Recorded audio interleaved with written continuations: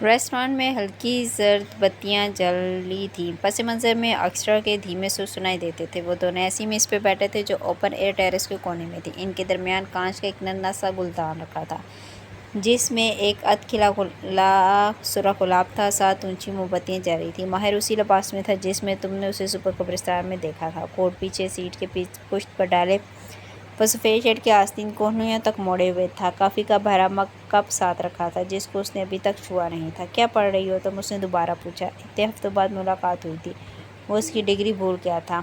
Anthropology, وہ مسکرا کے بولی۔ ماہر نے گہری سانس لی۔ اس زمانے میں یونیورسٹی میں ایسے سبجیکٹ وہ لڑکیاں پڑھتی تھیں جو صرف پارٹی کرنے اور سوشل سرکل بنانے کے لیے کیمپس آتی تھیں۔ نہ جانے آج کل کیا رواج تھا۔ اس نے غور سے اس لڑکی کو دیکھا۔ اس کا چہرہ بہت خوبصورت تھا، یعنی سوسائٹی کے معیار کے مطابق خوبصورت۔ وہ ایک ہی نظر میں دیکھ سکتا تھا کہ اس نے بہت سی سرجریز کروا رکھی تھی۔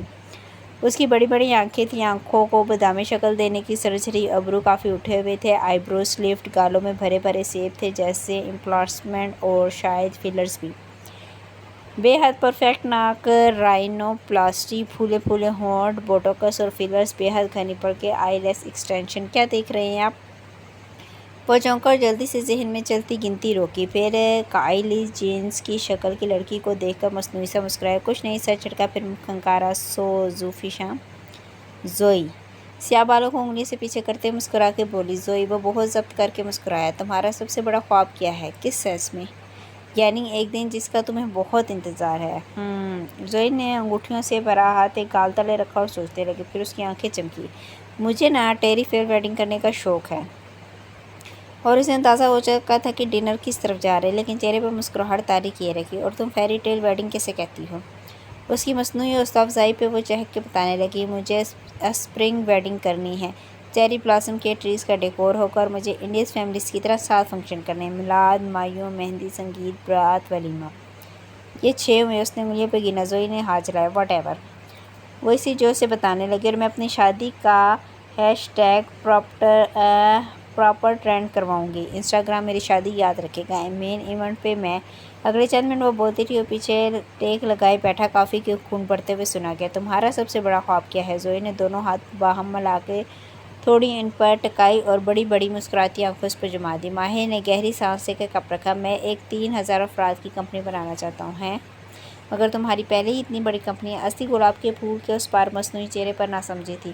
وہ میرے باپ کی ہے۔ میں اپنی کمپنی بنانا چاہتا ہوں جو صرف میل ہی ہو، آرکیٹیکچرل فرم، کیونکہ میں ایک آرکیٹیکٹ ہوں، نرمی سے سمجھانے لگا۔ تو ابھی تم کیا کام کرتے ہو؟ ماہر نے گہری سانس لی۔ یہ مشکل ہو رہا تھا۔ اف بیبر، ہم انویسٹمنٹ مینجمنٹ کرتے ہیں، یعنی ہم اچھے تعلقات بناتے ہیں اور یوں لوگ ہم پر اعتبار کرتے ہیں، ہمارے ذریعے اپنا پیسہ انویسٹ کرتے ہیں۔ ہم لندن کے لوگوں کو قطر میں پراپرٹی خرید کر دیتے ہیں۔ دراصل ہم وہ پہلے لوگ ہیں جنہوں نے لندن اور قطر کے درمیان ریئل اسٹیٹ کا کام شروع کیا تھا۔ اب اس انڈسٹری میں بہت سے لوگ آ گئے۔ وہ سر ہلا کے سن رہی تھی، لیکن اسے محسوس ہوا کہ وہ سمجھ نہیں پا رہی۔ تبھی اس کی نگاہ میز پر رکھے پیکٹ پر پڑی۔ اس نے لمبی انگلیوں سے اسے اٹھایا۔ رومیو اور جولیٹ، وائٹ چرچل۔ نظر اٹھا کر اسے دیکھا۔ یہ تمہارا ہے؟ ماہر نے جذبات میں سر ہلایا۔ میں سگار پیتا بھی ہوں اور انہیں کلیکٹ بھی کرتا ہوں۔ مجھے سگریٹ پینے والے مرد ہمیشہ سے بہت پرکشش لگتے ہیں۔ سگار؟ ماہر نے بہت ضبط سے گہری سانس لی۔ میں سگریٹ نہیں پیتا، سگار پیتا ہوں۔ دونوں ایک ہی چیزیں ہیں، نہیں؟ وہ حیران ہوئی۔ میز پر رکھی اس کی مٹھی بھیجی۔ وہ میرج مٹیریل نہیں تھی، وہ صرف میرج مٹیریل تھی۔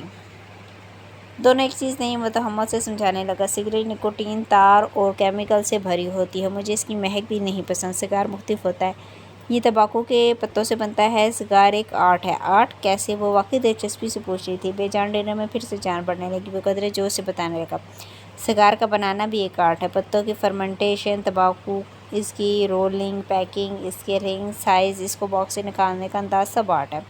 اس کو انگلیوں میں کیسے پکڑنا ہے، ہومیڈور میں رکھنے کا طریقہ، اس کی مہک کو سونگھنا، کٹ کرنا، سکھانا اور اسموک کرنا، یہ سب ایک پروسیس ہے، خالص آرٹ۔ بہت سے لوگ امیر نظر آنے یا کول لگنے کے لیے سگار اسموک کرتے ہیں، میں ایسا نہیں کرتا، میں اسے آرٹ سمجھ کے کرتا ہوں۔ لیکن یہ بھی صحت کے لیے اتنا ہی نقصان دہ ہے جتنا کہ سگریٹ، ہے نا؟ اس کے کندھے ڈھیلے ہوئے پیچھے کو ٹیک لگائی۔ ہاں، یہ نقصان دہ ہے، لیکن یہ ایک چوائس ہے اور میں نے اسے منتخب کیا ہے۔ میں تمہیں جج نہیں کر رہی، تمہاری زندگی، تمہاری مرضی۔ وہ سگار کا پیک الٹ پلٹ کر دیکھ رہی تھی۔ ویسے کتنے سگریٹ پی لیتے ہو ایک دن میں؟ ماہر نے نرمی سے اس کے ہاتھ سے پیکٹ لیا اور اسے زور سے بند کیا، پھر مسکرا کے اسے دیکھا۔ 20 سگریٹ روزانہ، کبھی کبھی تو 25۔ واؤ! اس کی آنکھیں پوری کھل گئی، وہ اب اسے نہیں دیکھ رہا تھا، وہ بل منگوا رہا تھا۔ بیربل کو وہ گھر جا کے پوچھے گا۔ عبد المالک فرید اپنے آفس میں بیٹھا کام میں مصروف دکھائی دیتا تھا۔ جب دروازہ کھلا، اس نے الجھے انداز میں سر اٹھایا تو دیکھا زرینہ اندر آ رہی تھی۔ وہ شدید ناخوش لگتی تھی۔ زارا میں بزی ہوں۔ وہ واپس لیپ ٹاپ کی طرف متوجہ، اور ماہر کی فکر کون کرے گا؟ وہ اس کے ڈیسک کے عین سامنے آ کر رکی۔ اس کے خفا لہجے پہ مالک نے چہرہ اٹھا کے دیکھا۔ غصے اور بے بسی سے اسے دیکھ رہی تھی۔ بالوں کو ڈھیلے کیچڑ میں باندھے اس کی آنکھیں روئی روئی سی تھیں۔ مالک نے غور سے اپنی بیٹی کو دیکھتے ہوئے لیپ ٹاپ پر اتکیلا اور پیچھے ٹیک لگائی۔ ماہر کو کیا ہوا ہے؟ اسے بیربل نے کسی لڑکی سے ملوایا، میرج میٹیریل۔ وہ اسے شادی کر لے گا بابا۔ مجھے معلوم ہے اس کا باپ یہی چاہتا تھا۔ اور میرا باپ میرے لیے کیا چاہتا ہے؟ مالک نے گہری سانس لیتے ہوئے انگوٹھے سے کن پٹی کو چھوا۔ ہر کچھ دن بعد زارا یہی مسئلہ لے کر آ جاتی تھی اور وہ تھک گیا تھا۔ تم اور ماہر یہ بات ایک دفعہ کر چکی ہو۔ اس نے تمہیں صاف انکار کر دیا تھا۔ تمہارے کہنے پر میں نے قاسم سے بات کی تھی، لیکن اس کا کہنا تھا کہ ماہر تمہیں اپنی بہن سمجھتا ہے، بہن جیسی، کزن، بیسٹ فرینڈ۔ وہ تمہارے بارے میں ایسے سوچ بھی نہیں سکتا، اور میں اس کے علاوہ کسی کے بارے میں نہیں سوچ سکتی۔ زارا نے پلکیں جھپکائیں تو آنکھوں سے آنسو گرنے لگے۔ اس کی نگاہوں میں باپ کے لیے شکوہ تھا۔ مالک کے تاثرات بدلے، چہرے کی لکیریں ڈھیلی ہیں۔ ہم زبردستی کسی کے دل میں اپنے لیے محبت نہیں ڈال سکتے زارا۔ تم اچھے لڑکوں کی کمی ہے کیا؟ مگر مجھے وہی چاہیے، صرف وہی، پلیز بابا پلیز۔ وہ گھوم کے میز کے پیچھے آئی اور اس کے سامنے گھٹنوں کے بل فرش پہ بیٹھے، پھر اس کے ہاتھ تھام لیے۔ مجھ سے نہیں برداشت ہو رہا اس کا کسی اور لڑکی کے ساتھ ڈنر پہ جانا۔ پلیز آپ اس کو اس لڑکی سے دور کر دیں۔ بہت بے بس اور دکھی نظر آ رہی تھی۔ زارا میں یہ کیسے کر سکتا ہوں؟ سب کچھ کر سکتے ہیں، وہ صرف آپ کی بات مانتا ہے۔ میں زبردستی اس سے اپنی بیٹی کے لیے نہ کہیں، اسے میرے لیے کچھ نہ کہیں، میں ہینڈل کر لوں گی۔ آئندہ آپ کو کچھ نہیں کہوں گی، لیکن اس دفعہ پلیز، اس دفعہ اس کو زوئی سے دور کر دیں۔ وہ اس کا ہاتھ پکڑے منت کر رہی تھی۔ مالک فرید نے گہری سانس لی، پھر اس کا سر دبکا۔ اچھا اٹھو، میں کچھ کرتا ہوں۔ وہ جلدی سے تھیلی کی پوچھ سے آنکھیں رگڑتی اٹھ کھڑی ہوئی۔ مسکارا پھیل گیا تھا، مگر چہرے پر معمولی سی امید جاگی تھی۔ بیربل نے مروایا ہے دونوں کو، وہ سوچتے فون اٹھا کے دیکھنے لگا۔ زارا نے جلدی سے اس بات میں سر ہلایا۔ مالک کچھ دیر سوچتا رہا اور اسے امید سے دیکھتی رہی، پھر اس نے اپنا ربوٹ سا چہرہ اٹھایا، اور اب کہ وہ بولا تو اس کی آواز میں تنبیہ تھی۔ زرینہ، مجھے ماہر بہت عزیز ہے، یہ پہلی اور آخری دفعہ، میں اس کے ساتھ بار بار یہ نہیں کر سکوں گا۔ زارا گیلی آنکھوں سے مسکرا دی اور جلدی سے اس بات میں سر ہلا دیا۔ مالک اب فون اسکرین کو دیکھنے لگا۔ اس کا دماغ تیزی سے کام کر رہا تھا۔ ماہر کو کسی سے ملنے سے روکنے کے لیے وہ صرف ایک طریقہ استعمال کر سکتا تھا۔ مبین منظر کے لاؤنج میں خاموشی چھائی تھی۔ بخت بھی برتن اٹھا کے ٹرے میں رکھ رہی تھی۔ کانچ سے ٹکرانے کی آوازیں سنائی دے رہی تھیں۔ ماں اور ماہی الگ الگ صوفوں پر بیٹھی سوچ میں گم تھی۔ مہمانوں کو گئے کچھ دیر گزر چکی تھی اور وہ دونوں خاموش تھیں۔ مالا تھوڑی دیر کے لیے مہمانوں کے سامنے آئی تھی، پھر روایتی طریقے سے اندر واپس چلی گئی تھی۔ وہ وقت بھی کتنا گزارا تھا، آدھے گھنٹے بعد ہی وہ رخصت ہو گئی۔ وہ جیسے ہی باہر آئی، ان دونوں کو یوں بیٹھے دیکھ کر اس کا ماتھا ٹھنکا۔ کیا ہوا؟ کیا انہوں نے کچھ ایسا ویسا کہا ہے؟ کچھ وہمے تھے جو ان کو دیکھ کر اس کے دل میں آئے تھے۔ سمرین آنٹی ان سے مالی لحاظ سے کہیں اوپر تھی۔ دولت ایسی چیز تھی جو ان کے درمیان آ سکتی تھی۔ ماں نے جواب نہیں دیا۔ ماہی بس ماں کو دیکھنے لگی۔ وہ ماں کے اتنے قریب رہتی تھی کہ ان کی سوچ تک پڑھ سکتی تھی۔ کیا انہوں نے کوئی شرط رکھ دی ہے؟ بھاری جہیز وغیرہ؟ جس طرح سمرین آنٹی چپ چاپ تھی، اسے پہلے یہ احساس ہو گیا تھا کہ شاید وہ کوئی شرط وغیرہ رکھیں، جہیز کی ڈیمانڈ وغیرہ۔ اس لیے کشمالہ نے ان سے ملنے کے بعد کمرے میں جا کر چند گہرے سانس لیے تھے اور خود کو کمپوز کر کے ہر چیز کے لیے تیار کر لیا تھا۔ وہ اس چیز میں اچھی تھی، جلدی خود کو سنبھال لیتی تھی۔ جہیز دینا پڑتا ہے بیٹے، وہ بات نہیں ہے۔ ماں نے آنکھیں اٹھا کے اسے دیکھا، پرسکون نظر آتی تھی۔ ان کی یہی عادت ماں کو سب سے زیادہ پسند تھی۔ مشکل سے مشکل حالات میں بھی بہت ٹھنڈے دماغ سے سوچتی تھی، اور ماہی کی طرح مویلا کرنے کے بجائے خود کو فوراً سے کمپوز کر لیتی تھی۔ ماہی کو کانٹا بھی چبھ جائے تو ہر ایک اپنا زخم دکھا کے رونا ڈال دیتی تھی۔ دیکھیں، اگر انہوں نے کوئی ایسی بات کی ہے جو آپ کو پسند نہیں ہے تو ہم ادھر رشتہ نہیں کریں گے۔ کوئی مجبوری تو نہیں ہے نا؟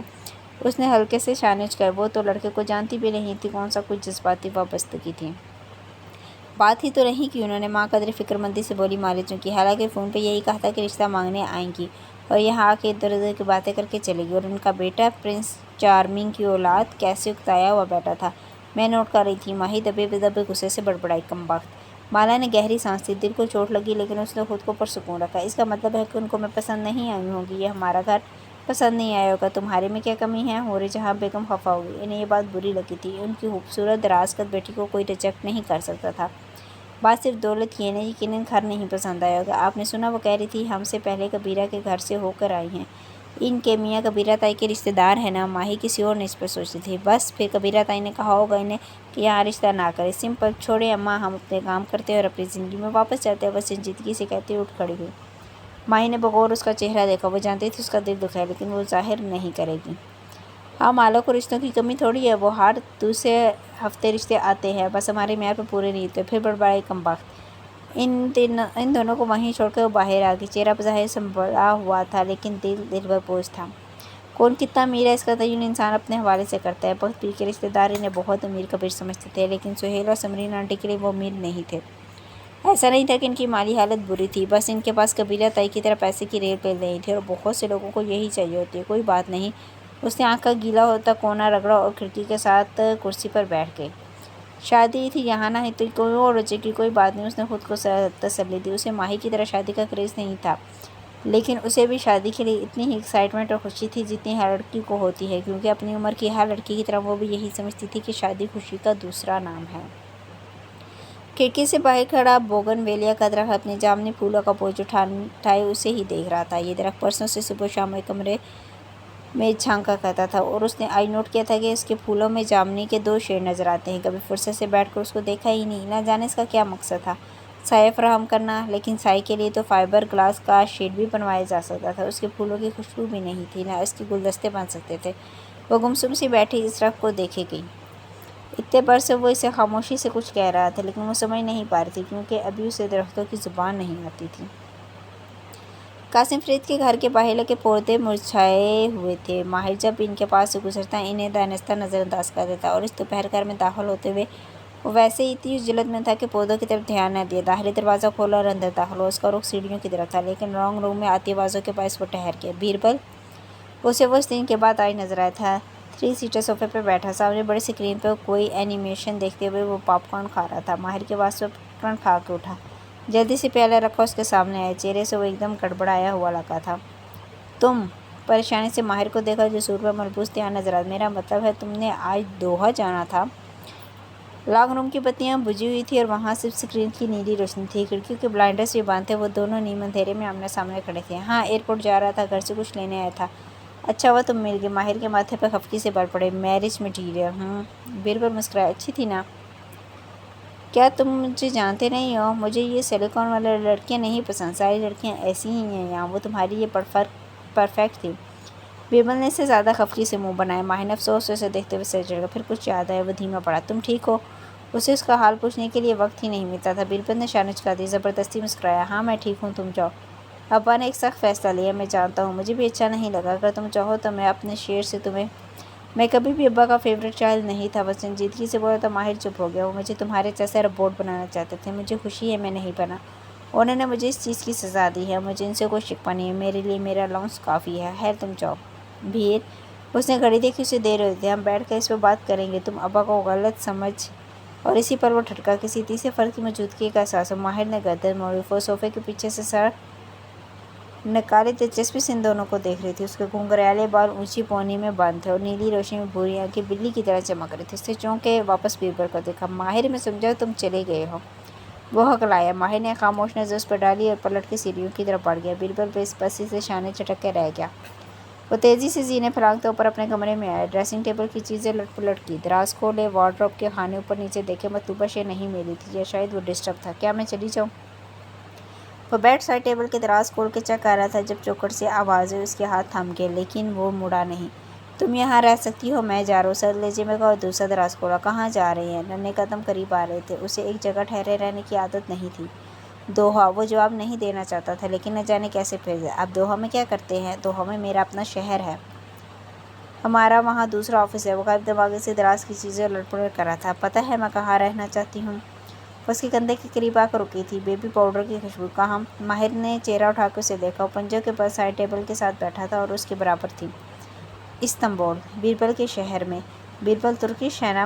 مسکرائی۔ اس کے ایک گال میں گڑھا سا بنا۔ وہ اس مسکراہٹ کو بھی پہچانتا تھا۔ بیربل ترکش نہیں ہے، وہ وہاں سے پڑھنے گیا ہے کیونکہ یہاں کی پڑھائی وہ کر نہیں سکتا۔ وہ سر جھٹک کے دراز کی چیزیں نکالنے گیا۔ بیربل ترکش ہے؟ وہ زور دے کے بولی، پھر جواب نہ پا کے پوچھا، آپ کیا ڈھونڈ رہے ہیں؟ میرا لائٹر تھا ادھر۔ دوحہ میں لائٹرز نہیں ہوتے کیا؟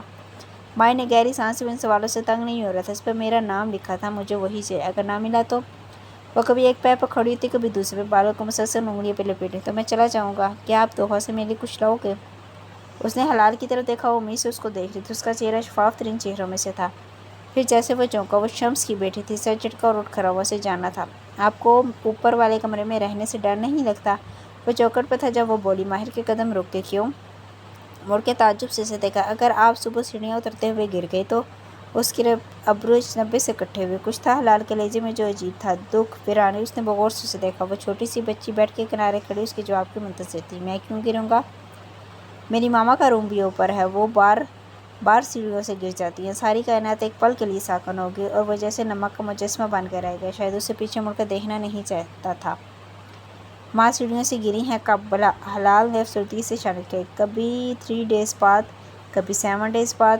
انگلیوں پہ گن کے دکھایا۔ اسے چند لمحے لگے تھے سمجھنے میں، اور واللہ ماہر فرید کے اندازے لوگوں کے بارے میں غلط نہیں ہوتے۔ جیسے ہی ذہن نے اس بات کو ڈیکوڈ کیا، اس کی مٹھیاں بیس گئیں۔ گھٹن، ہر طرف گھٹن تھی۔ اس نے بے اختیار ٹائی ڈھیلی کی۔ وہ منتظر نظروں سے اسے دیکھتی۔ ماہر نے لب کھولے۔ وہ کچھ اور بھی پوچھنا چاہتا تھا، کب، کیسے، کتنی بار۔ اس نے اور کیا دیکھا، لیکن اس کے سامنے ایک 6 برس کی بچی تھی جس کے لمبے بال اونچی پونی میں بند تھے۔ اس کی نظریں حلال کے بالوں پہ ٹھہر گئی۔ تم بال مت کٹوانا۔ وہ کچھ اور کہنا چاہتا تھا لیکن لبوں سے یہی پھسا۔ الفاظ نے اپنا راستہ خود بنا لیے تھے۔ پھر وہ رکا نہیں، تیزی سے سیڑھیاں اترنے لگا۔ آج سیڑھیاں اترتے ہوئے وہ بھی اندر ہی اندر بہت دفعہ گرا تھا۔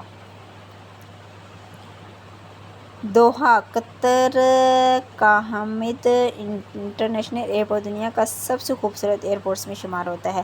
آج بدوؤں نے صحراؤں سے نکلنے کے بعد جس چیز میں ترقی کی ہے وہ خوبصورت اور پرتعیش عمارتیں بنانا ہے، لیکن مابین مبین کے گرد اس وقت ایئرپورٹ کی دیواریں تنگ ہو رہی تھیں۔ یوں لگتا تھا ابھی چھت بھی سر پر آن گرے گی۔ اسے لاہور سے یہاں لینڈ کی کچھ دیر ہی ہوئی تھی کہ آباد کے پیسے بچانے اور کفایت اور بہو کا تمغہ حاصل کرنے کے لیے ماہر نے اپنی طرف سے بہت عقل مندی کرتے ہوئے کنیکٹنگ فلائٹس کی جگہ 2 مختلف فلائٹس بک کرائی تھی۔ ڈائریکٹ فلائٹ بہت مہنگی تھی اور وہ 12-14 گھنٹے ایک ساتھ جہاز میں بیٹھ نہیں سکتی تھی۔ کنیکٹنگ فلائٹ پہلے لاہور سے دوحہ جاتی اور وہاں سے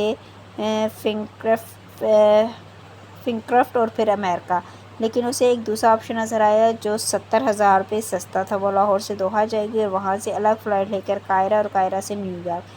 دوحہ اور قاہرہ کی فلائٹ کنیکٹڈ نہیں تھی۔ آباد کی امی نے سنتے ہی بس اتنا تبصرہ کیا تھا کہ دھیان کرنا، بعض اوقات ایئر لائن والے سامان اگلے جہاز پر بھیج دیتے ہیں اور اگر دوحہ پہنچنے پر تمہیں موصول نہ ہوا تو تمہاری اگلی دونوں فلائٹ ضائع ہو سکتی ہیں، لیکن انہوں نے یہ بھی کہا تھا کہ ایسا بہت کم ہوتا ہے۔ ماہی پہلی دفعہ باہر کے ملک سفر کر رہی تھی اور وہ یہ نہیں چاہتی تھی کہ کوئی اسے کم عقل یا کم علم سمجھے۔ اپنی طرف سے اس نے بہت سستا اور پلان بنایا تھا، لیکن دوحہ میں اترنے کے بعد جب وہ اپنا سامان لینے بیگیج ایریا میں گئی تو اسے معلوم ہوا کہ اس کا سامان اگلی فلائٹ سے آ رہا ہے جو کہ 6 گھنٹے بعد لینڈ کرنی ہے۔ ماہی کو 2 گھنٹے بعد قاہرہ کی فلائٹ پکڑنی تھی۔ اگر اس نے کنیکٹنگ فلائٹ لی ہوتی تو اس کا سامان فائنل منزل یعنی نیو یارک ہی پہنچتا، لیکن چونکہ اس نے خود سے الگ فلائٹ لی تھی وہ سامان لیے بغیر وہاں سے نہیں جا سکتی تھی۔ اس وقت ایک انفارمیشن ڈیسک کے سامنے کھڑے ماہی کو احساس ہوا کہ اس نے اپنی ساس کی بات نہ مان کے کتنی بڑی غلطی کر دی تھی، یا شاید وہ آفیسر اسے غلط بتایا تھا۔ اس کا سامان لیٹ کیسے ہو سکتا تھا؟ میرے سامان کب آئے گا؟ اس نے جھک کر پھر سے پوچھا۔ کندھوں پر بیک پیک پہنے، چھوٹے بالوں کو ہیئر بینڈ سے پیچھے کیے، وہ بورڈنگ پاس اور پاسپورٹ ہاتھ میں لیے پریشان کھڑی تھی۔ آپ کا سامان اگلی فلائٹ سے آ رہا ہے 6 گھنٹے بعد، اب کے آفیسر نے قدرے تنگ آ کے کہا۔ لائن میں ماہی کے پیچھے دوسرے لوگ بھی کھڑے تھے اور ان کا راستہ روکے ایک ہی بات بار بار پوچھی جا رہی تھی، مگر میں نے 2 گھنٹے میں قاہرہ کی فلائٹ لینی ہے اور وہاں سے امریکہ جانا ہے۔ میری فلائٹ میں نان رینٹیبل ہیں، تبدیل نہیں ہو سکتی، وہ ضائع ہو جائیں گی۔ آفیسر نے تھک کر اسے دیکھا۔ میں آپ کو یہی سمجھا رہا ہوں کہ آپ کو کنیکٹنگ فلائٹ لینی چاہیے تھی۔ آپ کی ٹکٹ پر فائنل منزل دوحہ لکھی تھی۔ ایئر لائن آپ کا سامان صرف دوحہ تک پہنچانے کی ذمہ دار ہے۔ کسی نے پیچھے سے اس کا کندھا تھپ تھپایا۔ اس نے ہاتھ اٹھا کے پیچھے والے کو روکا۔ 1 منٹ میں بات کر رہی ہوں، اور آفیسر کی طرف جھکی۔ لیکن میرا سامان اسی فلائٹ سے آنا چاہیے تھا نا، پلیز کچھ کریں۔ ہم کچھ نہیں کر سکتے، آپ کو 6 گھنٹے انتظار کرنا ہوگا اور قاہرہ اور امریکہ واٹ ایور کے لیے نئی فلائٹ لینی ہوگی۔ وہ اب کے تلخی سے بولا اور اسے ہٹ جانے کا اشارہ کیا۔ پیچھے لگی قطار میں لوگ انتظار کر رہے تھے۔ کسی نے پھر سے اس کا کندھا تھپ تھپایا۔ وہ جھنجھلا کے پیچھے والے سے بولی، دیکھ نہیں رہی میں بات کر رہی؟ 2 منٹ انتظار کر لو۔ پھر غصے سے انفارمیشن ڈیسک پہ بیٹھے آفیسر کو دیکھا۔ آپ لوگوں کی غلط مینجمنٹ کی وجہ سے یہ سب ہوا ہے۔ میں نہ آپ کی ایئر لائن کے خلاف ٹوئٹر پر ٹرینڈ چلاؤں گی۔ اور اس کی آواز ٹوٹی۔ اور وہ کیا کرے گی؟ پرایا ملک، پرائی جگہ، پہلی دفعہ بیرون ملک سفر کیا تھا۔ بات کا سارا ددیال جمع ہوگا امریکہ میں۔ شادی پہ سب ماہی کو ہی گوسپ کا موضوع بنائیں گے۔ میں بات کروں ان سے، پیچھے کھڑے مرد نے آہستہ سے کہا تو وہ غصے سے پلٹی۔ اس کی آنکھیں گیلی تھیں۔ میں اپنے حق کے لیے خود بول سکتی، مجھے کسی کی ہیلپ نہیں چاہیے۔ وہ کوئی پاکستانی تھا۔ ایک تو یہ پاکستانی ایئرپورٹ پہ اکیلی پاکستانی لڑکی دیکھ کر فوراً سے پیچھے پڑ جاتے ہیں۔ ٹھیک ہے، روتی رو اس نے ہلکے سے شانش کرے۔ وہ کلین شیو اور دراز قد آدمی تھا، کوٹ بازو پر ڈالے، ٹائی ڈھیلی کیے کھڑا۔ وہ بار بار کلائی پر بندھی گھڑی دیکھ رہا تھا۔ ہم آپ کے لیے کچھ نہیں کر سکتے سوری، آفیسر نے اپنے ضبط سے کہا تو وہ چپ چاپ ایک طرف ہو گئی۔ ایک آنسو آنکھ سے ٹپکا۔ پیچھے آتی آوازوں سے اسے اندازہ ہوا کہ وہ آدمی لندن جانے والی اگلی فلائٹ کا پوچھ رہا تھا۔ وہ ان سب کی طرف پشت کیے کھڑی ہو کر موبائل نکالا اور اسے پہلے ہی ایئرپورٹ کے نیٹ سے کنیکٹ کر چکی تھی۔ مالا اور ماں کو کیا پریشان کرتی، اسے بات ہی کو کال ملانی تھی۔ مگر عباد کا فون آف تھا۔ وہ بار بار اسے کال ملانے لگی۔ عباد کام سے دوسرے شہر گیا ہوا تھا، وہ سسرال والوں کے ساتھ نہیں تھا۔ فی الحال وہ سسرال نہیں کال کر سکتی تھی۔ خالہ بے شک خالہ تھے، لیکن اب وہ ساس بھی تھی۔ لندن کی فلائٹ کا پوچھنے والا مرد ڈیسک سے ہٹا اور ماہی کے ساتھ سے گزر کے آگے بڑھ گیا۔ وہ سر جھکائے آنسو صاف کرتے ہوئے عباد کو کال ملا رہی تھی۔ وہ چند قدم دور رکا، جیسے ضبط سے گہرے سانس لیے، پھر واپس آئے۔ اسے محسوس ہوا کہ اس کے سامنے آ رکا ہے۔ رو کیوں رہی ہو؟ مائی نے گیلا چہرہ اٹھا کر اسے دیکھا۔ وہ اتنی جلدی رونے والوں میں سے نہیں تھی، لیکن پریگنینسی ہارمونز اف کیونکہ میں پریشان ہوں۔ پھر غصے سے انفارمیشن ڈیسک کی طرف دیکھا۔ قطر ایئر لائن کے خلاف میں ٹوئٹر پہ اتنے ٹرینڈز چلاؤں گی کہ یہ یاد رکھیں گے۔ بازو پہ کوٹ ڈالے آدمی نے افسوس سے سر دائیں بائیں ہلایا۔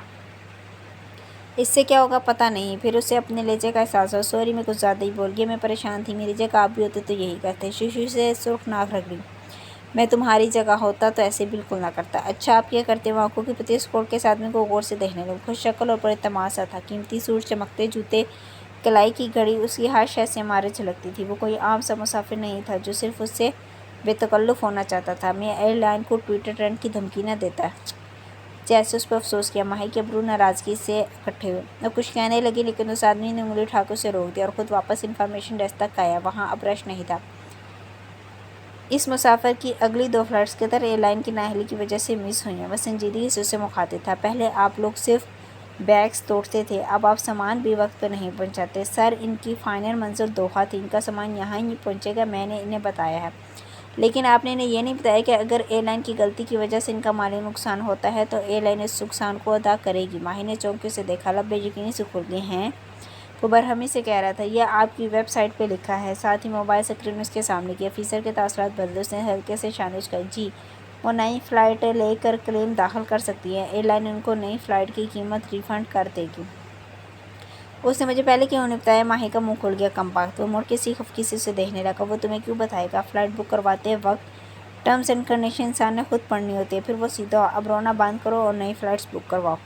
کہہ کے وہ رکا نہیں، آگے بڑھ گیا۔ وہ تیزی سے موبائل نکال کر ویب سائٹ کھولنے لگی۔ اسے اب تسلی سے تمام شرائط و ضوابط پڑھنی تھی جنہیں وہ آئی ایگری کا بٹن دبا کر آگے کر دیتی تھی۔ پھر اچانک سے اس نے سر اٹھا کے دیکھا، وہ وہاں کہیں نہیں تھا۔ ایئرپورٹ کے انسانوں کے ہجوم میں وہ کہیں دور چلا گیا تھا، نامعلوم کون تھا۔ کشمالہ کو شادیاں ہمیشہ بورنگ لگتی تھی۔ سر سنور کے جاؤ اور ہال کی ایک میز پہ جا کے بیٹھ جاؤ، پھر کھانا کھاؤ، تصویریں بنواؤ اور واپس آ جاؤ۔ ماہی کے بغیر تو وہ مزید بورنگ تھی، لیکن کزن کا ولیمہ تھا اور ماں اکیلی نہیں جا سکتی تھی۔ ان کو کمپنی دینے کے لیے وہ ان کے ساتھ چلی آئی تھی۔ ذہن ماہی کی طرف اٹکا ہوا تھا، ماں بھی زیر لب اسی کے لیے کچھ پڑے جا رہی تھی۔ ان کی بیٹی پہلی دفعہ اکیلے بیرون ملک کا سفر کی تھی، وہ بھی 3 فلائٹس بدل کے۔ بار بار ماں کو تسلی دیتی کہ ماہی ماہی ہے، اس کو کچھ نہیں بگاڑ سکتا، وہ ٹھیک رہے گی، لیکن ماں پریشان تھی۔ ولیمے میں شرکت نے اس کا ذہن قدرے باندھ دیا تھا۔ آج ان کو تیار کرنے والی ماہی نہیں تھی، اس لیے وہ آج بھی سا تیار ہوئی تھی۔ مالا خود بھی ہلکی پھلکی ہی تیار ہوا کرتی تھی۔ اس نے ہلکے کام والا سبز جوڑا پہن رکھا تھا، چھوٹے بال کھلے تھے اور کانوں میں نگینوں والے ایئر رنگز تھے۔ گالوں کے دانے آج کل ذرا زیادہ خراب ہو رہے تھے، اس لیے وہ میک اپ بالکل نہیں کرتی تھی، حتیٰ کہ سبز آنکھوں کے گرد لائنر بھی نہیں لگاتی تھی۔ الرجی سی ہونے لگتی۔ جوتے بھی فلیٹ ہی پہنتی۔ ان کے خاندان میں غیر شادی شدہ لڑکیوں کا میک اپ کرنا یا اونچی ہیلز پہننا اچھا نہیں سمجھا جاتا تھا۔ ان سب ارمانوں کو پورا کرنے کے لیے لڑکیاں شادی کا انتظار کرتی تھیں۔ فنکشن ویسے ہی تھا جیسا لاہور کا کوئی بورنگ فنکشن ہوتا ہے۔ یہاں بخت بھی کے گھر کی شادی کی طرح دیگ تھی، ناہیں، ٹپے، بس سجے سورے لوگ تھے، مصنوعی باتیں، کھوکھلے قہقہے تھے۔ وہ بور سی ہو کے ماں کے ساتھ چل رہی تھی۔ ماں بھی ایک جگہ رک نہیں رہی تھی، وہ آہستہ آہستہ چلتے ہوئے ہر رشتہ دار سے مل رہی تھی، وہ بھی ساتھ ہی مسکرا کے سب سے ملتی۔ دفتر نگاہ سامنے ایک میز پہ جا ٹھہری، وہاں سمرین آنٹی کبیرہ تائی کے ساتھ بیٹھی باتیں کر رہی تھی۔ کبیرہ اس زمانے میں بھی ایسے ہی تھی، وہی ساڑی پہننے کا انداز، وہی بوائے کٹ بال، وہ رخ موڑ کے بیٹھی تھی، ایسے کہ وہ دور سے آتی حوریں جہاں کشمالہ کو دیکھ سکتی تھی۔ انہیں دیکھ کے وہ رسماً سے مسکرا بھی دی۔ ماں اور کشمالہ بھی مسکرا دی۔ وہ زمانہ تھا جب کبیرہ سے ان کی بول چال بند نہیں ہوئی تھی، سمرین آنٹی نے انہیں نہیں دیکھا تھا، ان کی اس جانب پوچھ تھی۔ اوف، اب ان سے بھی ملنا پڑے گا جنہیں امیر بہو چاہیے تھی۔ کشمالہ کا دل تھوڑا خراب ہوا، لیکن خیر مجبوری تھی۔ سمرین اور سہیل مادیت پرست تھے تو کیا ہوا، وہ بھی اعلیٰ ظرف تھی، مسکرا کے مل گئی۔ اس نے بس ایک گہرا سانس لیا اور خود کو ٹھنڈا کر لیا، پھر ماں کے ساتھ ان کی طرف چل دی۔ کبیرہ ان اکھیوں سے انہیں دیکھتی سمرین سے بات کر رہی تھی۔ جب وہ دونوں اتنی قریب آ گئی کہ سماعت کی حد میں تھی تو کبیرہ نے چہرے پر حیرت آتے ہوئے سمرین کو مخاطب کیا، آپ سہیل کا رشتہ کر رہی تھی نا؟ حور کی بیٹی سے اس کا کیا بنا؟ وہ دونوں جہاں تھی وہیں رک گئی۔ ساکن بس کیا بتاؤں کبیرہ، سمرین جس طرح ایک دم پھٹ کے بولی۔ مالا اور ماں وہیں رک گئے، ساکن جامد ان کے عین پیچھے۔ میں نے تو خاندان کی وجہ سے لڑکی پسند کر لی، حورے کو کہہ بھی دیا، لیکن سہیل کو تو اس کو دیکھتے ہی ہتھے سے اکھڑ گیا۔ اتنا غصہ ہوا مجھ پہ کہ آپ نے لڑکی کا چہرہ نہیں دیکھا تھا، دانوں سے بھرا ہوا، کیسی لڑکی رہ گئی تھی اس کے لیے؟ اب کبیرہ انصاف کی بات کرو، میرا ایک ہی بیٹا ہے، بے انتہا خوبصورت، اس کے ساتھ لڑکی میچ تو کرنی چاہیے، اور جس لڑکی کو اپنے چہرے کا ہی خیال نہ ہو وہ اس کے ساتھ کیسے چلے گی؟ اسے محسوس ہوا ماں نے اس کا ہاتھ زور سے تھاما ہے، جیسے کسی کو رکے رہنے کا اشارہ کیا۔ وہ خود بالکل خاموش کھڑی تھی، چہرے پہ کوئی تاثر نہیں تھا، لیکن مالا، اس نے فوراً بے یقینی سے ماں کو دیکھا۔ ہر بچہ مشکل میں پڑنے سے پہلے سب سے پہلے ماں کو دیکھتے ہیں۔ ماں سامنے دیکھ رہی تھی، مالا کا ہاتھ پکڑ رکھا تھا، ان کا ہاتھ ٹھنڈا تھا، مالا کا گرم تھا۔ اس نے گرم کو ٹھنڈے سے چھڑا لیا، ایک دم وہ مڑی اور تیزی سے ان سب سے دور ہٹتی گئی۔ اس کا رخ میرج ہال کے واش روم کی طرف تھا، دماغ سائیں سائیں کر رہا تھا۔ ابھی اس نے سمرین کے الفاظ ٹھیک سے اندر اتارے بھی نہیں تھے، بس اسے اتنا معلوم تھا کہ اسے اپنا چہرہ دنیا سے چھپانا ہے۔ حورِ جہاں بیگم نہ واپس مڑی نہ رکی، وہ قدم قدم اٹھاتی اپنے بھاری وجود کو لیے اسی ٹیبل کے قریب آئی۔ انہیں دیکھ کر کبیرہ اٹھ کھڑی ہوئی، مسکرا کے ان کا استقبال کیا۔ سمرین آنٹی کے چہرے پہ پریشانی آئی، گھبراہٹ سے سلام کیا، لیکن حورِ جہاں اسی سنجیدگی سے ان کے سامنے کرسی پہ بیٹھی، سر پر شفون کا نیلا دوپٹہ لیے، ایک کندھے پر شال ڈالے، کانوں اور گردن میں موتی پہنے، سبز آنکھوں والی حورِ جہاں نے بڑے وقار سے ان دونوں کے سلام کا جواب دیا۔ سمرین گھبرا کر بار بار کبیرہ کو دیکھتی، لیکن کبیرہ مسکرائی جا رہی تھی، دل میں جیسے ٹھنڈ اتر گئی۔ کیسی ہو کبیرہ؟ حورِ جہاں نے نرمی سے اس سے پوچھا۔ خوش ہوں، مزے میں ہوں۔ کبیرہ کی اسموکی آئی سے سجی آنکھیں چمک رہی تھیں۔ عنایہ کیسی ہے؟ انہوں نے اگلا سوال پوچھا۔ کبیرہ اسی طرح مسکرائی کی، ٹھیک ہے، پڑھائی میں بزی ہے۔ اللہ تمہاری بیٹی کو نیک بخت لگائے کبیرہ، بیٹیاں سب کی سانجی ہوتی۔ کبیرہ نے مسکرا کے آمین کہا۔ حورِ جہاں کے درس ان پر بے اثر تھے۔ حورِ جہاں کی بات ابھی مکمل نہیں ہوئی تھی کہ وہ اسی سنجیدگی سے کہنے لگی، ویسے بیٹے بھی سانجے ہوتے ہیں، ان کا غم بھی سانجا ہوتا ہے۔ تمہارے انگلینڈ میں ایک ہمسائے تھے، ریٹائرڈ بریگیڈیئر محمود صاحب، وہ معید کے ابو کے بھی دوست تھے، ان کی ڈیتھ کے بعد بھی جب بھی پاکستان آئے ہماری طرف ضرور آتے۔ کبیرہ کی مسکراہٹ غائب ہوئی۔ انہوں نے بتایا تھا کہ تمہارے بیٹے کی موت کا؟ کبیرہ، مجھے بہت افسوس ہوا۔ ان کی آنکھیں کبیرہ کے چہرے پر گڑی تھی اور آواز آہستہ تھی۔ کبیرہ کی رنگت بدلی، سمرین چونک کے ان دونوں کو دیکھنے لگی۔ لیکن میں نے کبھی افسوس نہیں کیا تم سے، کیونکہ ہم نہ کسی کی اولاد پہ جھوٹ باندھتے ہیں اور نہ ان کا سچ کسی کو بتاتے ہیں، یہ میرے ماں باپ کی تربیت نہیں ہے۔ وہ کبیرہ پر نظریں جمائے کہہ رہی تھی، ان کی آواز میں ایک دھمکی تھی۔ کبیرہ سردار بالکل شرح گی، بہتر ادھر دیکھا کہیں کوئی سن نہ لے، جس کو دولت چاہیے اس کو دولت ہی ملے گی۔ ایک کاٹدار نظر سمرین پر ڈالی، جس کو صورت چاہیے اس کو صورت ہی ملے گی۔ اللہ شکر حورے کو شکر دے ہی دیتا ہے، اور وہی اللہ میری بیٹی کو دوہرا بخت لگائے گا، ایسا بخت کہ دنیا دیکھے گی، یہ اس کی ماں کی دعا ہے۔ خوش رہو تم لوگ اپنی دنیا میں۔ وہ گھٹنوں پر ہاتھ رکھتے ہوئے اٹھ گئی۔ دونوں خواتین چل بیٹھی تھیں، اپنے اپنے بیٹوں کی وجہ سے۔ پھر سمرین وہاں سے اٹھ گئی۔ جاتے جاتے انہوں نے ناپسندیدگی سے کبیرہ کو دیکھا تھا۔ وہ اپنے سہیل کا رشتہ اس عورت کی بیٹی سے نہیں کر سکتی تھی جو اپنے مرے ہوئے بیٹے کو زندہ بتاتی ہو۔ حورِ جہاں بیگم دھیرے دھیرے چلتی وہاں سے دور جا رہی تھی، انہیں اپنی بیٹی کی تلاش تھی۔ وہ میلے میں بچھڑ جانے والے بچے کو اس کی ماں تلاش کر ہی لیتی ہے، چاہے وہ جہاں بھی چھپ جائے۔ آئی ایم سوری، آپ کا کارڈ کام نہیں کر رہا۔ یہ ایک دوسرا ٹیسٹ تھا۔ یہاں بیٹھا نوجوان کافی خوش اخلاق تھا، نہ اس سے آن لائن ٹکٹ بک ہو رہا تھا، نہ کارڈ یہاں کام کر رہا تھا۔ پاکستانی بینکوں کے مسئلے، اوپر سے اس کے پاس اتنا کیش بھی نہیں تھا کہ ٹکٹ کی قیمت بھر سکتی۔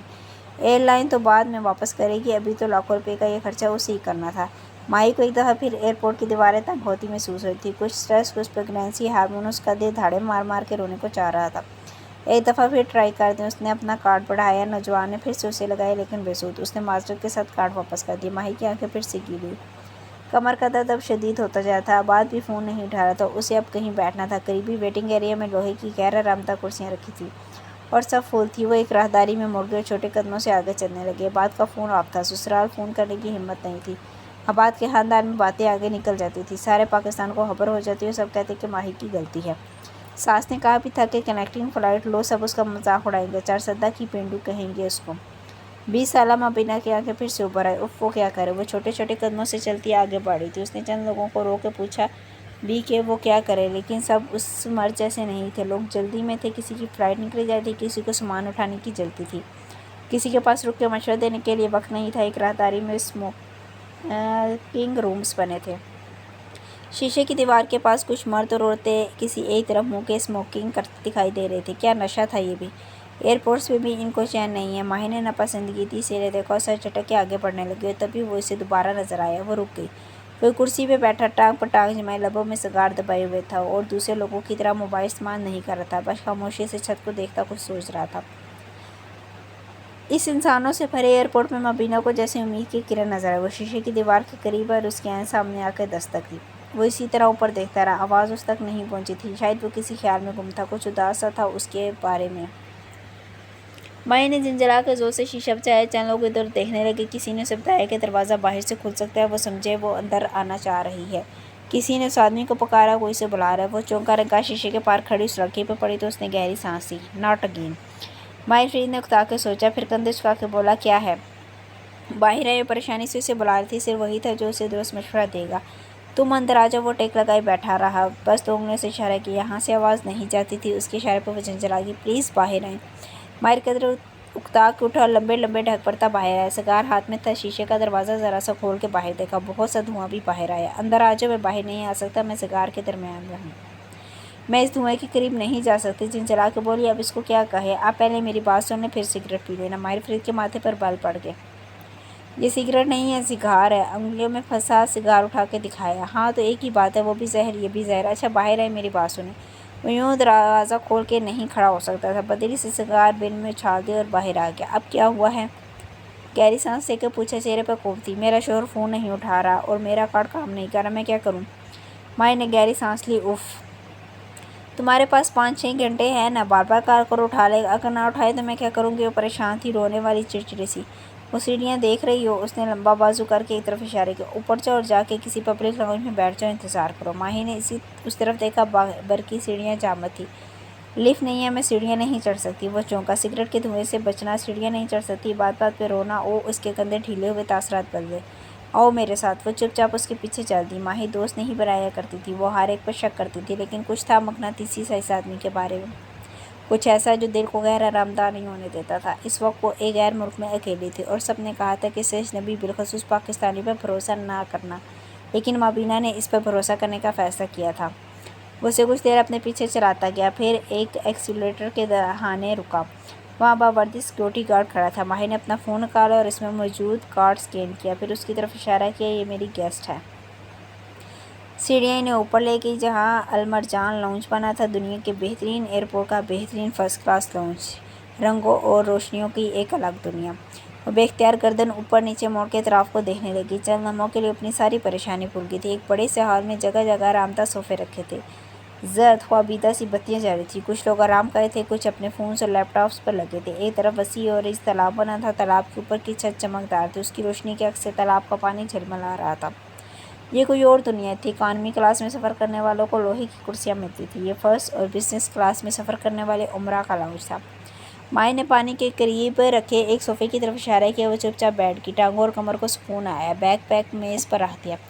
अब तुम यहाँ आराम से इंतज़ार करो। ऊपर रेस्टोरेंट में बुफे लगा हुआ होगा, वहाँ जाके खाना खा और मस्से का कोई हाल निकालो। वो हदायत देता बस जाने लगा। आप कहाँ जाएंगे। वो तेज़ी से बोली। दिल एकदम घबरा गया। मैं यहीं कहीं बैठ जाऊँगा। मेरा सिगार टाइम तो तुमने ख़राब कर ही दिया है। अगर ख़राब हो ही गया है तो आप यहीं बैठ जाएं। बस मेरा शोहर फ़ोन उठा ले तो आप चली जाइएगा। उसे समझ नहीं आया कि उसे कैसे रोके। सोचे, आपकी बहन मुश्किल में होती तो आप क्या करते। अपनी तरफ से माही ने टिपिकल पाकिस्तानी वाला हरबा इस्तेमाल किया था। माहिर के सारे सांप तन गए। इस बात की चोट अलग सी थी। उसने कुछ कहा नहीं, खामोशी से उसके सामने सोफे पे बैठ गया। Thank you. वो ममनून है। दिल को सुकून आया। वो अकेली नहीं थी। और सॉरी आपका सिगरेट टाइम ख़राब करने के लिए। सिगार। आज उसने गुस्से से तेज़ी नहीं की थी, बस तालाब को देखते हुए धीरे से बोला, एक ही बात है। नहीं, एक बात नहीं है। सिगरेट जहर है। वो पानी पर रक्स करती रोशनियाँ देख रहा था। और सिगार क्या है मेरी महबूबा। वसी संजीदगी से बोला तो माही एकदम हंसती। सिगार आपकी एडिक्शन है, महबूबा वगैरह नहीं। अपने असली अंदाज में बोली। फिर एहसास हुआ कि अपनी मदद करने वाले आदमी को नाराज़ करना दानिशमंदी नहीं थी। जल्दी से मुस्कुराहट रुकी। सॉरी मैं کیا پیو گی؟ میں کافی لینے جا رہا ہوں۔ وہ کھڑا ہوا۔ تھینک یو، میں کافین سے پرہیز کر رہی ہوں۔ مائی فرینڈ نے گہری سانس لی۔ کم عمری کی شادی، پہلا بچہ، یہ کوئی وہمی لڑکی تھی پریگنینسی کھونے کے سے ڈرنے والی، ورنہ اب اتنا کیا پرہیز۔ خیر، وہ بات کو پھر سے کال بنانے کی کوشش کرنے لگی۔ بے سود تھا کہ اس نے ماں اور مالو کو کال کی، دونوں فون نہیں اٹھا رہے تھے، شاید ابھی ولیمے سے واپس نہیں آئے تھے۔ المرجان لونج کے ماحول نے اس کے اعصاب کو ریلیکس کر دیا تھا۔ خیر ہے، اس کے پاس بہت وقت ہے، وہ بہتر محسوس کر رہی تھی۔ گرین ٹی کا کپ اس کے سامنے میز پر رکھا گیا تو وہ چونکی، پھر فون رکھ دیا، اپنا کافی کپ لیے سامنے بیٹھ رہا تھا۔ آپ کہاں سے آ رہے تھے؟ اسے پہلی دفعہ اس اجنبی میں دلچسپی۔ لندن سے۔ وہ گھون پڑتے ہوئے تالاب کی طرف دیکھ رہا تھا، وہ اس کے برطانوی لہجے سے پہچان چکی تھی۔ اور کہاں جا رہے ہیں؟ واپس لندن۔ وہ چونکی۔ آپ آتے ساتھ ہی واپس جا رہے ہیں؟ خیریت ہے؟ ہاں، وہ زیادہ بولنا نہیں چاہ رہا تھا۔ پھر آپ کے آنے کا کیا فائدہ؟ ٹکٹ ہی ضائع کر دیا، امیر لوگوں کے بھی مزے ہیں۔ کپ اٹھاتے ہوئے اس نے کہہ ڈالا۔ اب اس سے زیادہ مبینہ اپنی زبان کو کنٹرول نہیں کر سکتی تھی۔ اچھا، اور کیا مزے امیر لوگوں کے؟ وہ ٹیک لگائے ٹانگ پر ٹانگ جمائے بیٹھا اسے دیکھنے لگا۔ وہ کسی بھی وقت مرضی کی فلائٹ لے سکتے ہیں، میری طرح ایئرپورٹ پر خوار نہیں ہوتے۔ تم اپنے شوہر کے گھر والوں کو کال کر سکتی ہو؟ ہرگز نہیں، میرا سارا سسرال نیو یارک میں اکٹھا ہے، ان کو بتا دیا تو وہاں جو میرے ساتھ ہوگا نا، وہ بس مجھے پتہ ہے۔ وہ جھرجھری لی۔ وہ چونکے سے دیکھنے لگا جیسے تشویش ہوئی۔ کیا وہ تم پر ہاتھ اٹھائیں گے؟ ماہی کا چہرہ گلابی ہوا۔ کوئی ہاتھ اٹھائے تو صحیح، میں ہاتھ توڑ کے رکھ دوں گی۔ میری ماں نے مجھے کمزور عورت نہیں بنایا۔ ہاں، اس کا چہرہ تمتمانے لگا۔ مجھے صرف گاسپ کا موضوع بننے سے ڈر لگتا ہے، کوئی مجھے بے وقوف نہ کہے۔ ہاتھ اٹھائیں تو صحیح۔ منہ میں وہ بڑبڑانے لگی۔ کیا ہر عورت ہاتھ اٹھانے والے شوہر کا ہاتھ توڑ سکتی ہے؟ وہ تھوڑی پر انگلیاں رکھے سوچتی نظروں سے اسے دیکھا گیا۔ بالکل توڑ سکتی ہے، اگر پڑھی لکھی اور بالخصوص امیر ہو۔ ہم میری ملازمہ کی بیٹی کو دیکھ لیں، وہ کپ میں ٹی بیگ اوپر نیچے کر رہی تھی۔ روز پڑتی ہے اپنے شوہر سے، مگر اسے نہیں چھوڑتی۔ اس دن بازو ٹوٹا ہوا تھا اس کا۔ میں نے پوچھا کیا ہوا تو کہتی ہے سیڑھیوں سے گر گئی تھی۔ ماہر ایک دم چہرہ موڑ کے تالاب کو دیکھنے لگا، مٹھی بھیجی اتنے زور سے کہ ناخن ہتھیلی میں پیوست ہو گیا۔ مجھے بتائے، سیڑھیوں سے کوئی روز روز گر سکتا ہے کیا؟ مگر نہیں، ایک ہی بہانہ ہے سب بیچاری عورتوں کے پاس، پھرتے سیکھی غریب اور مڈل کلاس عورتوں کے پاس، کیونکہ وہی پڑتی ہے۔ امیر عورتیں تو کوئی ہاتھ بھی نہ لگا سکتا۔ امیر عورتوں پر بھی تشدد ہوتا ہے۔ وہ پانی کو دیکھتے ہوئے بولا تو آواز بہت آہستہ تھی۔ مائی نے ناک سے مکھی اڑائی۔ اب وہ ریلیکس لگتی تھی۔ نہیں ہوتا۔ اب آپ کے لندن میں کسی عورت کو کوئی انگلی سے بھی چھو لے تو وہ پولیس بلا لے گی، اور لندن میں ہر سال 98,000 عورتیں اپنے شوہر یا بوائے فرینڈ کے تشدد کا نشانہ بنتی ہیں۔ مائی کے لب کھل گئے۔ کیا؟ اسے یقین نہیں آیا۔ لیکن وہاں تو آپ پولیس بلا سکتے ہیں۔ بچپن سے ٹی وی ڈراموں اور فلموں میں یہی دیکھا تھا کہ باہر کے ملکوں میں نہ کوئی بچے کو مار سکتا ہے، نہ بیوی کو۔ یہ 98,000 عورتیں ہیں جو پولیس کو بلاتی ہیں، پھر چند دن کی دوری اور ذرا سا جرمانہ بھرنے کے بعد ان کا آدمی ان کو ملا لیتا ہے اور وہ واپس اسی ٹاکسک رشتے میں چلی جاتی ہیں۔ لاکھوں عورتیں وہ ہیں جو پولیس نہیں بلاتی، اور وہ عموماً، اس نے تھوک نکلا، پڑھی لکھی اور امیر عورتیں ہوتی ہیں۔ ماہی کے ابرو تعجب سے کٹے۔ پڑھی لکھی امیر عورتیں کیوں شوہر کا تشدد برداشت کرتی ہیں؟ سامنے بیٹھے مرد کی بھوری آنکھوں میں تالاب کے پانی کا عکس ابھرا۔ شاید ان کے بیٹوں نے ان کو چھوڑ دیا ہوتا ہے۔ ماہی نے الجھ کے اسے دیکھا۔ ہیں، بیٹے کہاں سے آ گئے؟ ماہر نے سر جھٹکا اور ہلکے سے کن پٹی کو چھویا۔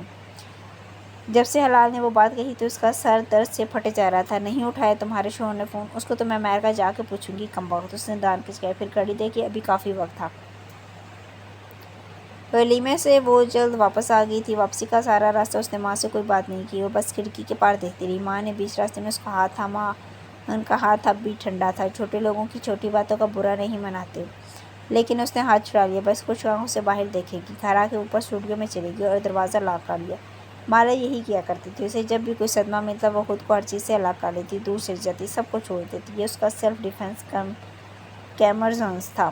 ماں نے 2-3 دفعہ بخت کے ہاتھ پیغام بھیج کے اسے بلایا، لیکن وہ نہیں آئی۔ ابھی تک دروازہ نہیں کھولا۔ ماں کچن کاؤنٹر کے ساتھ کرسی پہ بیٹھی جب بخت بھی ٹرے واپس لائی۔ چہرے پر مایوسی تھی۔ حورِ جہاں بیگم نے ٹھنڈی سانس بھری اور اسے جانے کا اشارہ کیا۔ کچھ دیر کے لیے خاموشی چھا گئی، پھر وہ اٹھی اور کھانے کی ٹرے اٹھا لی۔ ان کے گھٹنے اب پہلے جیسے نہیں تھے۔ گھر میں وہ سارا دن چلتی پھرتی تھی، لیکن سیڑھیاں چڑھنا دشوار تھا۔ ہفتے بعد جا کے اوپر صفائی کا جائزہ لیتی۔ البتہ آج وہ خود ٹرے اٹھائے سنبھل سنبھل کے سیڑھیاں چڑھ رہی تھی۔ اسٹوڈیو کی طرف جاتے ہوئے زینے بیرونی تھے، لوہے کی زینے جن کے درمیان خلا تھی۔ ماں اوپر آئی تو انہیں سانس چڑھ چکا تھا۔ چل اب میں گہرے گہرے سانس لے کر تنفس ہموار کیا، پھر اپنے بھاری ہاتھ سے دروازہ بجایا۔ کلائی میں پڑے سونے کے کنگن چھنک اٹھے۔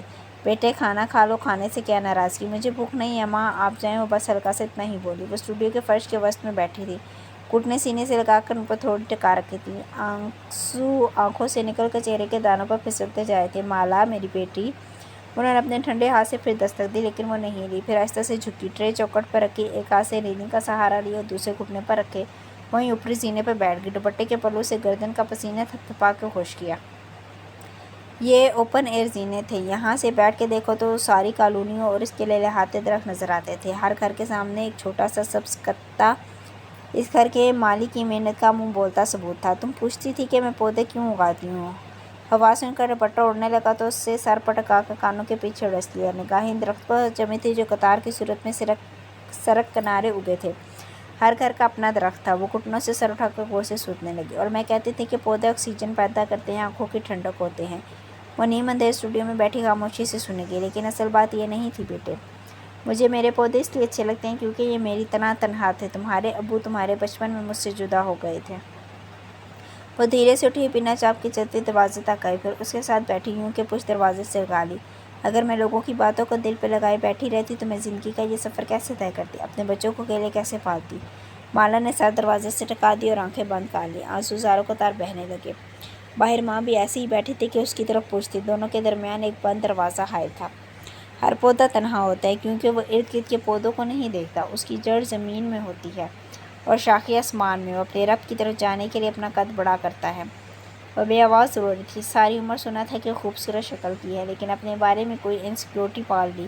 جب اسے لگا کہ وہ لوگ ان کی مالی حیثیت کی وجہ سے پیچھے ہٹ گئے تو اسے تب برا نہیں لگا تھا، لیکن آج کیسے دو عورتوں نے مل کر اس کی ساری ذات کو زمین پوست کر دیا تھا۔ وہ الفاظ، کیا آپ نے اس کا چہرہ دیکھا تھا، دانوں سے بھرا ہوا، اس کے دل میں ایسے گڑے تھے کہ اب نکل نہیں پا رہے تھے۔ چہرے کے چند نشان، ساونی رنگت، چھوٹا قد، موٹاپا۔ کیا انسان خوبصورتی کے مہمانوں کو آنکھوں میں لیے پیدا ہوا تھا یا یہ مارشین اس کے ذہن میں فٹ کیے تھے؟ ماں کہہ رہی تھی پودے کو نہیں پرواہ ہوتی کہ اس کے ارد گرد کیا ہو رہا ہے، کس کے پھل اس سے زیادہ ہے اور کس کا پھول اس سے خوشنما ہے۔ وہ بس اپنے بیج کا وفادار ہوتا ہے، وہ بیج جس نے اسے جنا ہوتا ہے۔ وہ اپنی ساری توانائی اس بیج کو درخت جتنے قد تک پہنچانے میں صرف کرتا ہے۔ اس نے آنکھیں کھولی۔ اسٹوڈیو تاریک اور خاموش تھا اور دھندلا بھی۔ آنسو آنکھوں سے گرنا رک گئے تھے۔ ماں اب گھٹنوں پر ہاتھ رکھے کھڑی ہو رہی تھی۔ سب لوگ ایک جیسے نہ قدرے نہیں ہوتے، کسی ایک کی وجہ سے ہر نئی دستک کا راستہ بند نہیں کرنا چاہیے۔ وہ چونک گئی۔ ماں کو معلوم تھا وہ کیا سوچ رہی تھی، وہ اس کی ماں تھی۔ اب زینے اترنے کی چاپ سنائی دے رہی تھی۔ اس نے آنکھیں رگڑی اور موبائل نکالا، پھر دھندلی بصارت کے ساتھ ظہیر کو کال کی۔ ظہیر، میں پارٹنرشپ کے لیے تیار ہوں۔ اس کی آواز گیلی تھی۔ دوسری جانب خاموشی چھا گئی۔ مالا، ایسا ہے کہ اب میں تمہیں پارٹنرشپ آفر نہیں کر سکتا، سیلری پہ مینجمنٹ پوزیشن دے سکتا ہوں، مگر تم نے پارٹنرشپ کہا تھا۔ ہاں، لیکن ابو کا کہنا ہے کہ بغیر انویسٹمنٹ کے مجھے کسی کو پارٹنر نہیں بنانا چاہیے۔ اگر تم انویسٹ کر سکو تو ہم اس بارے میں بات کر سکتے ہیں۔ وہ ظہیر کو جانتی تھی، وہ جھوٹ بول رہا تھا۔ وہ سمجھ گیا تھا کہ اس کا رشتہ نہیں ہو رہا اور وہ مجبور ہو کے اس کے پاس آئے گا۔ وہ اس بات سے بھی واقف تھا کہ مالا انویسٹ نہیں کر سکتی۔ ماں نے ماہی کی شادی ابھی چند ماہ پہلے ہی کی تھی، ایسے میں وہ ایک حقیر رقم مانگ کے ان کی کمر نہیں توڑ سکتی تھی۔ کیا اسے ایسے شخص کے ساتھ کام کرنا چاہیے جو آفر دے کر پیچھے ہٹ گیا ہو، جو اس کی مجبوری کا فائدہ اٹھا رہا تھا؟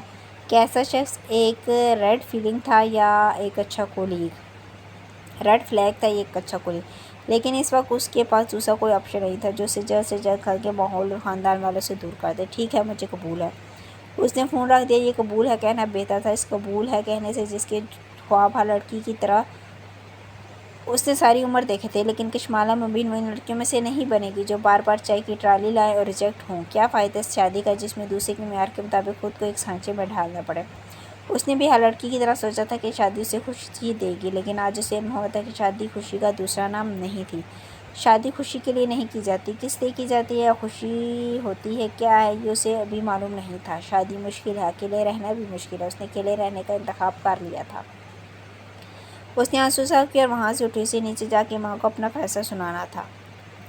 المرجان لاؤنج کی بالائی منزل پہ ایک پرتعیش اور وسیع اور عریض ریسٹورانٹ بنا تھا۔ وہ اپنا کھانا ڈال کے لایا تو دیکھا وہ میز پر ویسے ہی بیٹھی مسلسل کالز کی جاتی۔ کھانا کیوں نہیں کھا رہی؟ وہ اسے تھوڑی دیر پہلے اپنے ہمراہ اوپر لایا تھا تاکہ وہ کھانا کھا سکے، اب دیکھا تو وہ ایسے ہی بیٹھی تھی، قدرے شرمندہ سی۔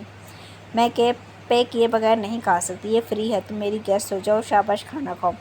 وہ نرمی سے کہہ کے سامنے بیٹھا۔ وہ اب بھی نہیں اٹھی تو ماہی نے گہری سانس لی۔ کیا تم قطر ایئر لائن سے بدلہ نہیں لینا چاہتی؟ تم جتنا کھانا کھاؤ گی ان کو اتنا ہی کھانا اور بنانا پڑے گا، نقصان ہی نقصان۔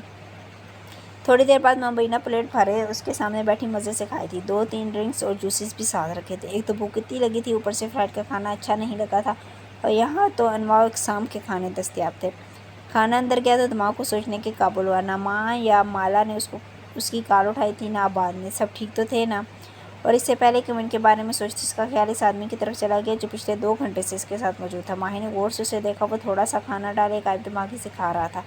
اس نے سوائے کارڈ اسکین کرنے کے اپنا موبائل نہیں نکالا تھا۔ وہ ایک ورکنگ پروفیشنل لگتا تھا۔ کیا اس کے کام نہیں ہوں گے یہاں؟ ہر کوئی فون پہ لگا ہے، وہ کیوں دنیا سے کٹا ہوا تھا؟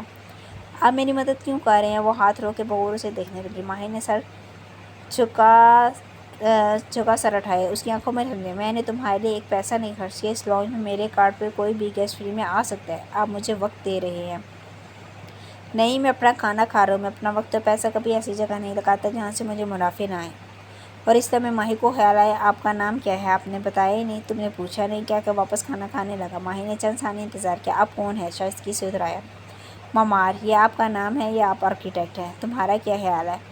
اور اسے احساس ہوا کہ اپنے بارے میں بات نہیں کرنا چاہتا۔ میرا نام مبینہ ہے، وہ خود سے بولی۔ میرے شوہر کا نام عباد ہے۔ کہاں سے ڈھونڈا تھا تم نے ایسا لاپرواہ شوہر مبینہ؟ وہ سر جھکائے چھری کانٹے سے اسٹیک کاٹ رہا تھا۔ ماہی نے گہری سانس لی۔ لوگ اکثر اس کے مشکل نام کو چھوٹا کر کے بینا بنا دیتے تھے۔ وہ ایسے کبھی نہیں کرتا۔ پتہ نہیں وہ ٹھیک ہے بھی یا نہیں۔ وہ فکر مند ہوئی۔ وہ میرا واحد دوست ہے، میں اس کو جانتی ہوں۔ واحد دوست؟ ماہی نے چہرہ اٹھا کے تعجب سے دیکھا۔ تم تو بہت غریب نکلی۔ مجھے دوست بنانے کا شوق نہیں ہے۔ ویسے دوست سے یاد آیا، آپ کو 150 کا فلسفہ معلوم ہے؟ تم ہی بتا دو۔ اور وہ واقعی جوش سے بتانے لگی۔ میں نے کہیں پڑھا تھا کہ ایک ریسرچ کے مطابق ایئرپورٹ پر ملنے والے ہر 50 لوگوں میں سے ایک شخص سے ہم دوبارہ زندگی میں ضرور ملتے ہیں۔ مطلب اگر میں ایئرپورٹ پہ 50 لوگوں کو دوست بناؤں تو ان میں سے کسی ایک سے میں زندگی میں دوبارہ ضرور ملوں گی۔ 50 میں سے ایک؟ بہت دلچسپ۔ وہ پہلی دفعہ مسکرایا، اس کے گال میں گڑھا سا بنا۔ تبھی ماہی کا فون بجنے لگا۔ اس نے جلدی سے کانٹا رکھا، ایسے کہ وہ گرتے گرتے بچا۔ بے اختیار اسکرین دیکھی۔ ماں کالنگ چھٹ فون کان سے گئے۔ کدھر تھی آپ؟ کب سے کال کر رہی ہوں؟ وہ چھوٹتے ہی بولی۔ پھر رک کے سننے لگی۔ کیوں، کیا ہوا؟ وہ دھیرے سے وہاں سے اٹھا اور دور کافی بار کی طرف چلا گیا۔ بارسٹہ کو اپنی کافی کا آرڈر نوٹ کروایا اور پلٹ کو اس کی طرف آیا۔ وہ 19-20 سال کی لڑکی سرخ چہرہ لیے غصے سے فون پہ کچھ کہہ رہی تھی۔ آنکھوں میں آنسو تھے۔ ماہی نے افسوس سے سر جھٹکا۔ امیر ہو یا مڈل کلاس، سب کے اپنے فیملی ایشوز تھے۔ پھر وہ باہر کاؤنٹر سے ٹیک لگائے کھڑا کافی کی سپ لیتا رہا، یہاں تک کہ وہ کال سے فارغ ہو گئی۔ تب وہ واپس آیا تو دیکھا وہ کھانا چھوڑے بیٹھی تھی اور چہرہ ابھی تک سرخ تھا۔ انشاءاللہ تمہاری فلائٹ کا انتظام ہو گیا ہوگا، کھنکھار کے کہتا سامنے بیٹھا۔ نہیں، میری امی کا فون تھا، پہلے ہی پریشان تھی، میں ان کو مزید کیا پریشان کرتی؟ ویسے بھی ان کے پاس کریڈٹ کارڈ نہیں ہے، بہن کا کارڈ بھی نہیں چلے گا، بس میرا شوہر فون اٹھا لے۔ وہ فرسٹریشن سے عباد کو پھر سے کاندنے لگنے لگی۔ اس نے محسوس کیا کہ وہ لڑکی اب غصے اور بے بسی کا شکار نظر آ رہی تھی۔ یقیناً اس کی ماں نے اسے کچھ ایسا کہا تھا۔ ابھی تک فون آف ہے اس کا؟ کیا کرتا ہے تمہارا شوہر؟ وہ اس کا دھیان ہٹانے کے لیے بولا تو ٹیک لگائی۔ 22 سال کا ہے، اسٹوڈنٹ ہے۔ اوہ، اتنی جلدی شادی کر لی تم دونوں نے؟ نہیں کرنی چاہیے تھی شاید۔ کیا فائدہ ہوتا شادی کا؟ دوسروں کی مرضی اور معیار کے مطابق زندگی گزارو۔ وہ جیسے کچھ سوچ ہو رہی تھی اور بول کچھ ہو رہی تھی۔ تلخی۔ وہ ٹیک لگائے بیٹھا، ایک ہاتھ گال تلے رکھے بغور اس لڑکی کو دیکھے گیا جس کا چہرہ کسی بھی قسم کی سرجری یا بوٹاکس سے پاک تھا۔ تمہارا سب سے بڑا خواب کیا ہے؟ ماہی نے بھیگی نظر اٹھا کے اسے دیکھا۔ سہیل اور سمرین آنٹی کو الٹا ٹانگ دینا، بلکہ اللہ کرے دونوں کو چکن پاکس نکل آئے، بڑا مزہ آئے گا۔ لیکن جب بولی تو سنجیدگی سے، بس اتنا ہے۔ ہاں، مڈل کلاس لڑکیوں کی سب سے بڑی فینٹیسی شادی ہوتی ہے، آپ کی کلاس کی لڑکیوں کی کچھ اور ہوتی ہوگی۔ وہ ایک دم ہنسا زور سے اور رک کے سے دیکھنے لگی۔ پہلی دفعہ ہنسا تھا، مختلف سے لگا۔ یقین کرو میری سوسائٹی کی لڑکیوں کی سب سے بڑی فینٹیسی بھی شادی کرنا ہے۔ وہ مسکرا کے کہہ رہا تھا، کافی کا خالی کپ ہاتھ میں گھما بھی رہا تھا۔ اس کی انگلیوں کو سگار کی طلب ہو رہی تھی۔ لیکن کیا تم شادی کر کے پچھتا رہی ہو؟ پتہ نہیں، شاید مجھے شادی نہیں کرنی چاہیے تھی۔ ایک اجنبی ملک کے ایئرپورٹ پر 100 مستوں میں گھری مبینہ کو ایک اجنبی کے سامنے دل ہلکا کرنے میں کوئی دقت پیش نہیں آئی تھی۔ وہ اجنبی تھا ہی ایسا۔ شاید میں نے غلط کہا، میری پڑھائی ادھوری جائے گی، مجھے شوق نہیں ہے کیریئر بنانے کا، میری بہن کو بہت شوق ہے۔ اور اس کی آواز بھی کی، مجھے نہیں لگتا اب وہ کبھی شادی کرے گی، وہ کیریئر بنائے گی۔ شاید وہ ٹھیک کہتی ہے، کیا رکھا ہے شادی میں؟ بہتر ہے لڑکیاں اپنا کیریئر بنائیں تاکہ جب وہ ٹریول کریں تو ان کے پاس ان کے اپنے کارڈز ہوں۔ بے بسی سے آنسو آنکھ سے ٹپکا۔ تمہاری بہن درست کہتی ہے، لڑکیوں کو ہماری طور پر خود انحصار ہونا چاہیے۔ مبینہ کے دل کو دھکا سا لگا۔ مگر میں گھر بنانا چاہتی تھی، ایک خوبصورت گھر جہاں میرا شوہر میرے لیے کمائے اور میں ہمارے بچے پالوں جیسے ہماری ماں نے ہمیں پالا ہے۔ کیا میں غلط ہوں؟ نہیں، وہ ہلکا سا مسکرایا، کپ نیچے رکھا۔ تم بھی درست ہو، گھر بنانا بھی تو سب سے ضروری ہے، تمہیں بنانا چاہیے، تمہارے شوہر کو تمہارے لیے کمانا چاہیے۔ وہ ٹھہر کے اسے دیکھنے لگی، آنسو پلکوں کی باڑ پر رک گئے۔ میں بھی درست ہوں، وہ میری بہن بھی، دونوں ایک وقت میں کیسے درست ہو سکتی ہیں؟ جیسے رات و دن ایک ساتھ رہتے ہیں، جیسے دنیا میں بہت سی متضاد حقیقتیں ایک ساتھ موجود ہیں، ایسے ہی تم بھی درست ہو مبینہ۔ اور تمہاری بہن بھی دوست ہے۔ وہ آگے کو جھکا اور نرمی سے اس کو دیکھا۔ تمہیں وہ کرنا چاہیے جو تم کرنا چاہتی ہو۔ گھر بنانا چاہتی ہو، گھر بناؤ۔ کام کرنا چاہتی ہو، کام کرو۔ دونوں کرنا چاہتی ہو، دونوں کرو۔ پھر وہ دائیں جانب شیشے کی دیوار کو دیکھنے لگا جس کے پار دور تک پھیلے جہاز دکھائی دے رہے تھے۔ اور اگر شوہر سے نہیں بنتی اور اس کو چھوڑ کے کسی اور سے شادی کرنا چاہتی، اس کی آواز کانپی، تو تمہیں اس کا حق ہے۔ تمہارے بیٹے بھی تمہیں اس کام سے نہیں روک سکتے۔ آخری فقرہ زیر لب کہا تھا۔